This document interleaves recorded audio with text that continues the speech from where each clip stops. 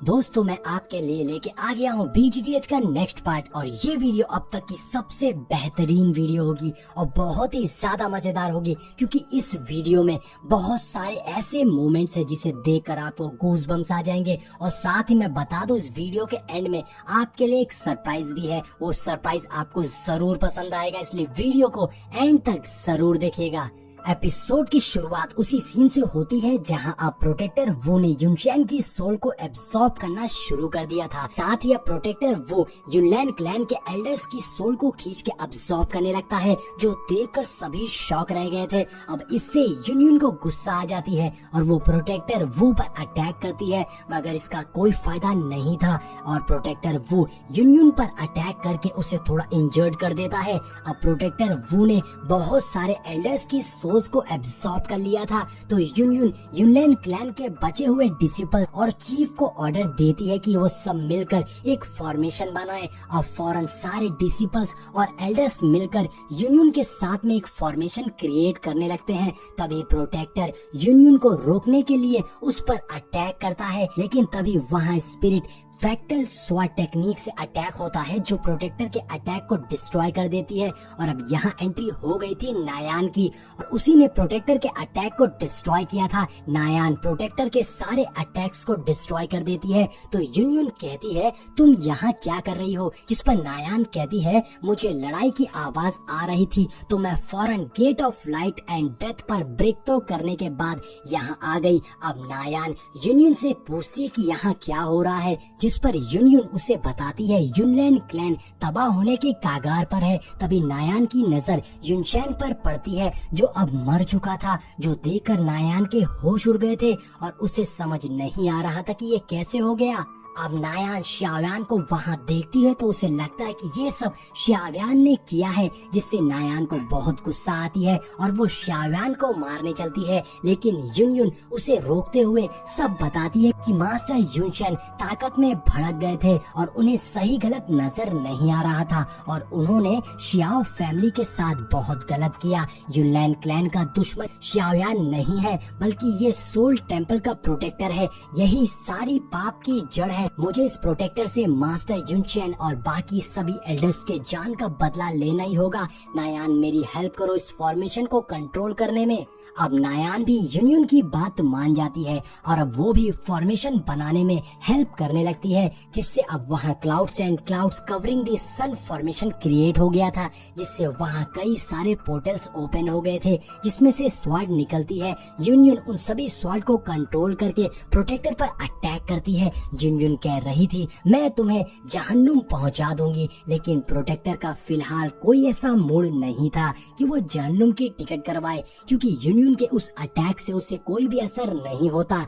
इतनी सारी सोल्स को एब्सॉर्ब करने से प्रोटेक्टर बहुत ही ज्यादा पावरफुल हो गया था। प्रोटेक्टर कहता है तुम्हें क्या लगता है तुम इस फॉर्मेशन की मदद से मुझे टक्कर दे सकती हो। प्रोटेक्टर ये कहते ही अपने सीक्रेट टेक्निक का यूज कर देता है और ये स्किल बहुत ही खतरनाक थी। इस स्किल से वहाँ चारों ओर प्रोटेक्टर का डार्क ऑरा फैल जाता है, जिससे सब उस डार्क ऑरे में कैद होने लगते हैं। तो मास्टर फौरन शाओयान को लेकर उस डार्क ऑरे के बैरियर से बाहर निकलने की कोशिश करते हैं, मगर अब काफी देर हो गई थी क्योंकि वो सभी उस बैरियर में ट्रैप हो गए थे। मास्टर समझ गए थे कि वो सब बहुत बड़ी मुसीबत में फंस गए हैं, क्योंकि प्रोटेक्टर वो ने उस जगह को सील कर दिया था, यानी अब कोई भी वहाँ से बचकर नहीं भाग सकता। वहीं प्रोटेक्टर वो की पावर्स यूनियन के फॉर्मेशन स्वॉर्ड पर भारी पड़ रही थी। यूनियन की बनाई स्वॉर्ड चिटकने लगती है तो यूनियन फॉर्मेशन की पावर्स को जनरेट करके एक बड़ी सी स्वॉर्ड तैयार करती है, जिससे उसने प्रोटेक्टर पर अटैक कर दिया था। लेकिन प्रोटेक्टर अपनी ताकत दिखाते हुए एक बड़ा सा डार्क एनर्जी पाम यानी पंजा तैयार करता है, जिससे वो उस स्वॉर्ड को पकड़ लेता है। तो यूनियन खुद उड़ते हुए स्वॉर्ड से प्रोटेक्टर पर अटैक करती है, लेकिन प्रोटेक्टर भी उस पर चेन से अटैक कर रहा था, लेकिन यूनियन उसे चकमा देकर प्रोटेक्टर के बिल्कुल पीछे आ जाती है, जहां वो मीटियोर किल स्किल से प्रोटेक्टर पर अटैक करती है, जिसमें यूनियन की स्वॉर्ड प्रोटेक्टर के बॉडी के आर पार हो गई थी। लेकिन इस इस अटैक का कोई भी असर नहीं होता, क्योंकि प्रोटेक्टर एक सोल बॉडी है और बहुत ही पावरफुल है। जिसके बाद प्रोटेक्टर यूनियन पर अटैक करके उसे नीचे पटक देता है। और अब यहाँ हम देखते हैं प्रोटेक्टर यूनियन की पावर्स को सरप्रेस कर रहा था, तो शाओयान ये देखकर सोचता है कि उससे कुछ करना ही होगा। लेकिन मुश्किल ये थी कि प्रोटेक्टर इतनी सारी सोल्स को एब्सॉर्ब करने से बहुत पावरफुल हो गया था और अब मास्टर शाओयान को और प्रोटेक्ट नहीं कर सकते हैं। इसलिए शाओयान को जल्द से जल्द अपनी फाइटिंग एनर्जी को रीगेन करना होगा। अब मास्टर बताते हैं कि प्रोटेक्टर अपनी स्ट्रेंथ के पीक पर पहुंच गया है। मुझे डर है कि अगर हम मिलकर भी लड़े तो हम शायद उससे हार जाएंगे। शाओयान, मैं तुम्हें जो सिखा सकता था मैंने सिखा दिया। अब तुम्हें ये लड़ाई अपने दम पर ही जीतनी होगी, अपना बेस्ट देना। तभी इधर प्रोटेक्टर यूनियन के फॉर्मेशन को डिस्ट्रॉय कर देता है। यूनियन कहती है आज इस तबाही से यूनियन क्लैन भाग नहीं पाएगा। तभी प्रोटेक्टर पलटकर शाओयान और उसके मास्टर को कहता है फिक्र मत करो, आज तुम में से कोई भी यहाँ से बचकर नहीं जा पाएगा। मुझे इस बुढ़े मास्टर की सोल चाहिए और शाओ फैमिली भी।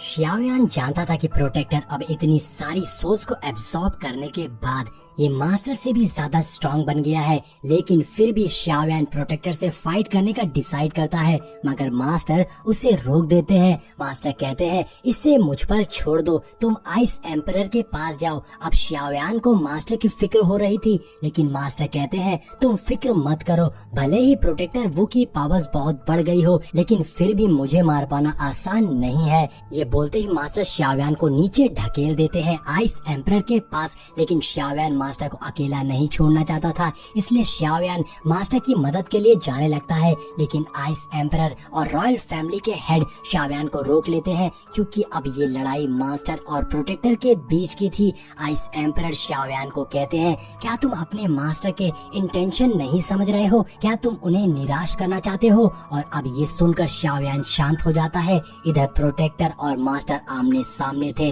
जहाँ प्रोटेक्टर कहता है जैसा कि मैंने कहा आज यहाँ से कोई भी जिंदा बचकर नहीं जा पाएगा। जिस पर मास्टर कहते हैं तुम्हें मेरी सोल पाने के लिए भारी कीमत चुकानी पड़ेगी। प्रोटेक्टर वो कहता है अब बातें बहुत हो गई, अब तुझे अपनी सोल को सेक्रीफाइस करने का वक्त आ गया है। ऐसा कहते हुए प्रोटेक्टर वो मास्टर पर हमला कर देता है, तो मास्टर भी उससे फाइट करने लगते हैं और यहाँ उन दोनों के टकराने से बहुत एनर्जी रिलीज होती है और भयानक साउंड निकल रहा था और आसमान पूरा पिंक हो चुका था।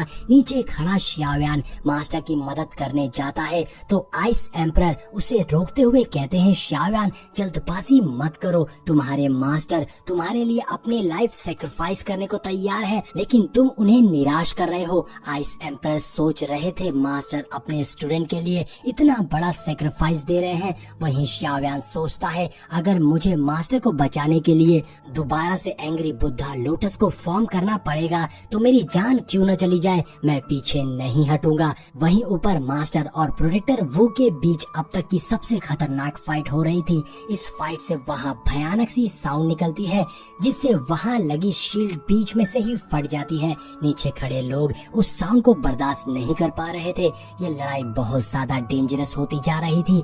आम इंसान अगर इसके आसपास हो तो वो मारा जाता। वहीं दूसरी ओर मास्टर की सोल कमजोर हो गई थी। मास्टर काफी इंजर्ड थे, लेकिन फिर भी मास्टर अपनी पूरी ताकत लगा के प्रोटेक्टर वो पर स्लैश अटैक करते हैं, जिससे काउंटर करने के लिए प्रोटेक्टर वो भी अपने स्लैश अटैक करता है और दोनों के अटैक के कोलिजन से वहाँ शील्ड एक बार फिर से फटने लगती है, जिसके साउंड से नीचे खड़ी यूनियन और बाकी सभी को बहुत तकलीफ हो रही थी। आइस एम्परर और शाओयान भी इसे बर्दाश्त नहीं कर पा रहे थे। ये देख शाओयान चिल्लाता है मास्टर और उनकी मदद करने के लिए उनकी ओर भागता है, लेकिन आइस एम्परर ने उन्हें पकड़ रखा था। वहीं प्रोटेक्टर वो सोचता है ये प्रसिद्ध मेडिसिन मास्टर है, जिसकी सोल खाना इतना आसान नहीं होगा। प्रोटेक्टर वो कहता है बुढ़े तू कितनी देर इस बैटल को झेल सकता है, जिसपे मास्टर कहते हैं मैं तो तेरी मौत तक लड़ सकता हूँ, लेकिन तू अपना सोच। ये देखकर मास्टर वो समझ गया था कि ऐसे वो मास्टर को नहीं हरा पाएगा,